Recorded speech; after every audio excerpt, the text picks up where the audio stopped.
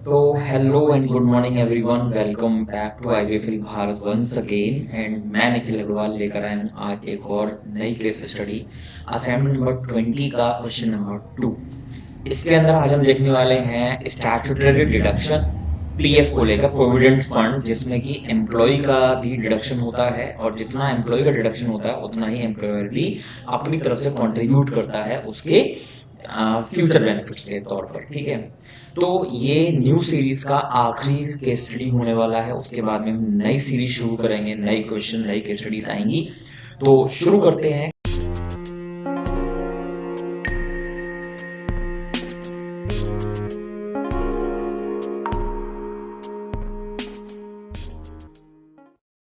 Company already मैंने बना ली है एंड यहाँ पर हमने कंट्रोल ए कर देना है। एंड फिर वही काम हमें जीएसटी का ऑप्शन नो करना है एंड पेरोल का ऑप्शन यस करना है। ठीक है, कंट्रोल ए कर दीजिए और फिर क्रिएट करते हैं एम्प्लॉय ग्रुप। इस केस स्टडी के अंदर आपको जो दे रखे हैं एम्प्लॉय ग्रुप्स यानी कि डिपार्टमेंट्स, अकाउंट्स का और एक एचआर का दिया हुआ है। तो हम यहाँ पे बना लेते हैं अकाउंट्स डिपार्टमेंट एक, और दूसरा है एचआर डिपार्टमेंट दूसरा।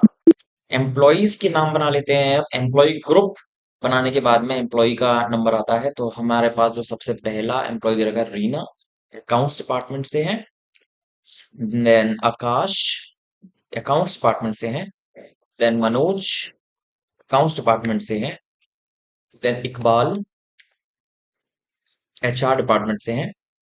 एंड देन नीतू, ये भी एचआर डिपार्टमेंट से है। ठीक है, कंट्रोल ए कर दिया हमने। और अब हम बनाते हैं यहाँ पर अटेंडेंस प्रोडक्शन टाइप, जो कि हमें दे रखा है प्रेजेंट। और प्रेजेंट बनाने के लिए हम यहाँ पर किस में डालते हैं इसको, लीव विद पे, अटेंडेंस विद पे आप बोल सकते हैं,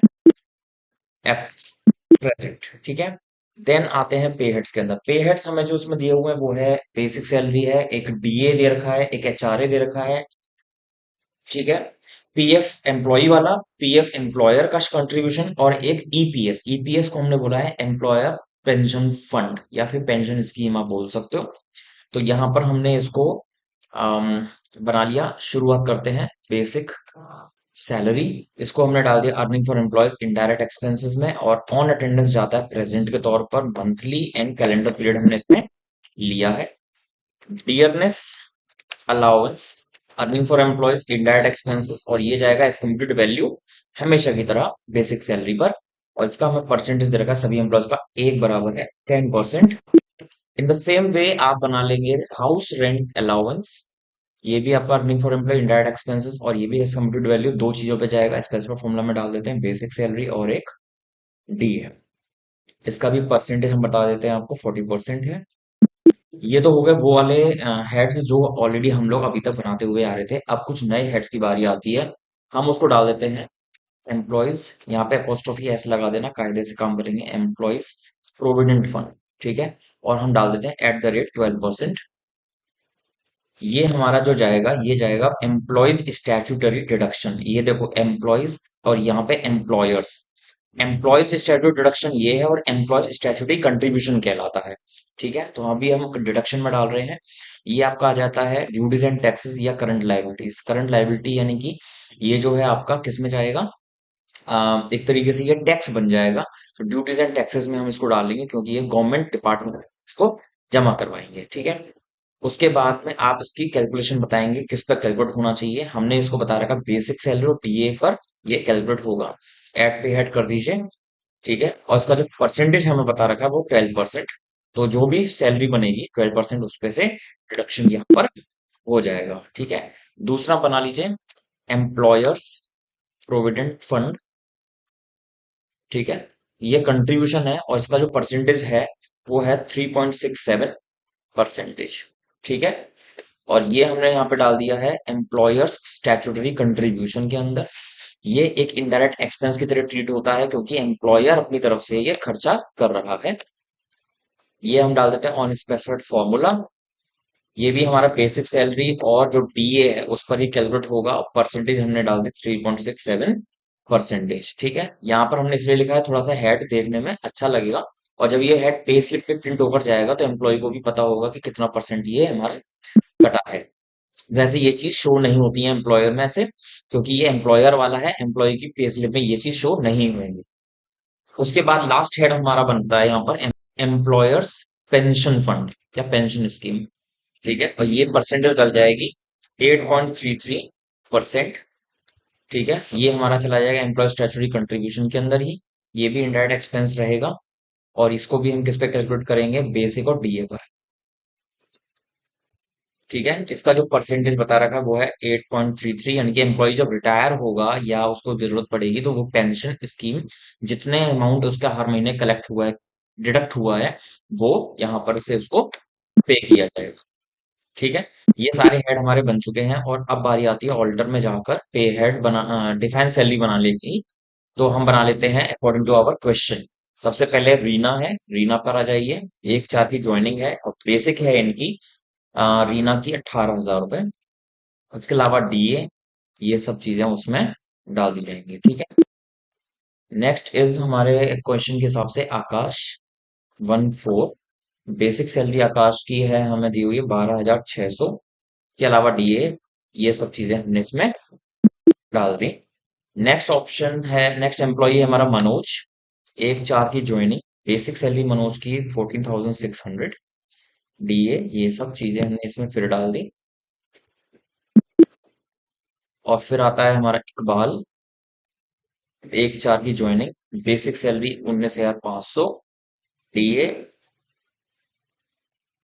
एंड एक्सेप्ट। और लास्ट एम्प्लॉई है हमारी नीतू। 1/4 बेसिक सैलरी 15,000 रुपए। उसके अलावा DA, provident funds, pensions, house rent allowance. यहाँ पे हमारे एम्प्लॉयज की भी सारी डिटेल हमने डाल दी है।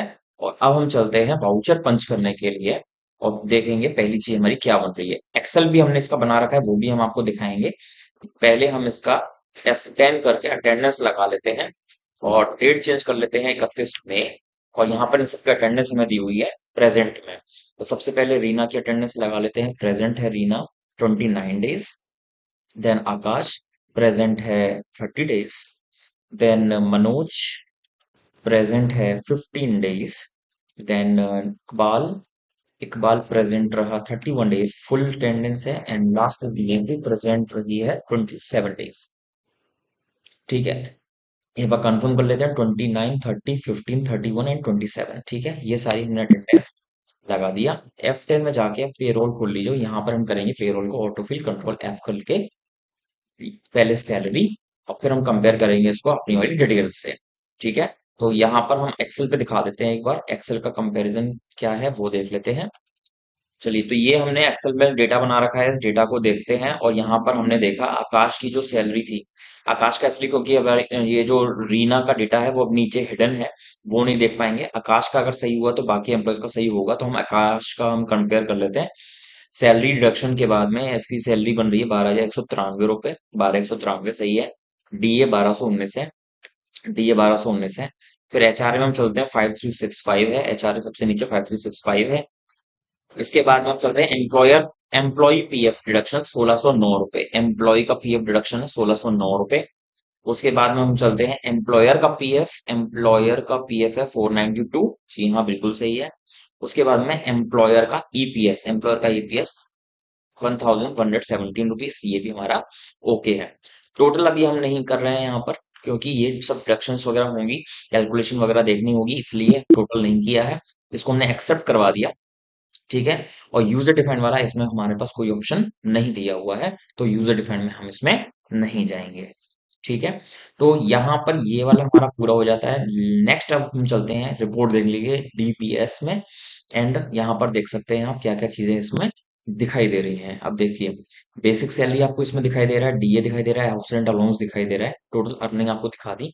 और एक वो डिडक्शन जो कि उसकी सैलरी में से काटा जाएगा, क्या इसके अंदर वो एम्प्लॉयर वाला कॉलम दिखा रखा है? नहीं दिखा रखा है, इसलिए वो अफेक्ट नहीं होगा। तो अब हम यहाँ पे एक फॉर्मूला लगा देते हैं, इक्वल्स। यहाँ पर ये जो अमाउंट है ये वाला, ये बेसिक और डीए मिलाकर है। इसमें आप प्लस कर दीजिए एचआरए को, फिर इसमें आप माइनस कर दीजिए एम्प्लॉयर, एम्प्लॉई का जो पीएफ डिडक्शन है वो। ठीक है, ये हमने फॉर्मूला लगाया, कंट्रोल डी करिए, और सबसे पहले हम देखते हैं रीना। रीना का सैलरी कितना बन रहा है, ये वाला है तो ये देख सकते हैं वीना का सैलरी 23,708 रुपए, 23,708 रुपए। उसके बाद में आकाश का सैलरी है 17,168 रुपए। उसके बाद में आपकी जो सैलरी वो मनोज की है 9,946 रुपीज, यहाँ पे आप देख सकते हो। ठीक है मनोज। देन इकबाल की सैलरी जो हमारी बन रही है वो है 27,456 रुपए। क्या 27,456 रुपए। और फिर नीतू की सैलरी 18,314। तो अगर आप एक्सेल में एमआईएस बनाकर भी काम करके देखना चाहते हैं तो मैंने डिस्क्रिप्शन के अंदर एक्सेल का भी शीट, जो यही वाला जो शीट है, ये शीट को मैंने लिंक डाला हुआ है गूगल ड्राइव का, आप वहां से डाउनलोड कर सकते हैं। और इसमें जो फॉर्मूलाज लगे हुए हैं वो ऑलरेडी सेट है, आप उनको भी देखकर समझ सकते हैं कि मैंने किस तरह से उसमें फॉर्मूला इंप्लीमेंट किया है। और यहाँ पर आकर हमारा असाइनमेंट नंबर 20 का क्वेश्चन नंबर 2 पूरा हो जाता है। और ये जो सारे क्वेश्चन आपने देखे थे अभी तक पेरोल के ऊपर, ये सारे क्वेश्चन हमारे यहाँ पे पेरोल के टॉपिक को लेकर ऊपर पूरे हो जाते हैं। तो उम्मीद करते हैं कि आपको हमारी ये जो न्यू सीरीज के सारे केस स्टडीज हमने डाले थे क्वेश्चन नंबर 1 से लेकर अभी तक के, वो सभी आपको अच्छे लगे होंगे, समझ में भी आए होंगे। समझ में नहीं आए हैं अगर, तो अभी भी आप कमेंट सेक्शन में हमको बता सकते हैं और अपनी जो भी क्वेरीज होंगी वो आप हमसे पूछ सकते हैं। ठीक है। अगर किसी को हमारे ऑनलाइन बैचेस के बारे में, ऑनलाइन क्लासेस के बारे में जानकारी चाहिए, वो भी आप हमसे जानकारी ले सकते हैं। नीचे फ्लैश हो रहा है स्क्रीन पर हमारा जो कॉन्टेक्ट नंबर है, वहां पे आप इंक्वायरीज व्हाट्सएप के माध्यम से हमसे पूछ सकते हैं। जो भी कोर्सेज होंगे उसका सर्टिफिकेट आपको ऑनलाइन सेंड किया जाएगा।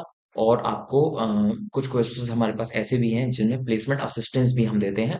तो प्लेसमेंट ओनली दिल्ली एनसीआर के स्टूडेंट्स के लिए ही है, या फिर ऑल ओवर इंडिया में अगर किसी को भी दिल्ली एनसीआर में जॉब चाहिए, उस वो भी हमसे कांटेक्ट कर सकता है। जो भी वीडियोस हैं वो प्लीज लाइक करिएगा, शेयर करिएगा, और सब्सक्राइब नहीं किया है तो प्लीज अब के सब्सक्राइब कर लीजिएगा, और फर्दर जो नोटिफिकेशन होंगी वीडियोस की वो आपको मिलती रहेंगी। तो ये वीडियो हम यहीं पे ओवर करते हैं, न्यू वीडियो लेकर जल्दी आपके सामने हाजिर होंगे। तब तक के लिए good bye, see you soon, bye bye, thanks for watching.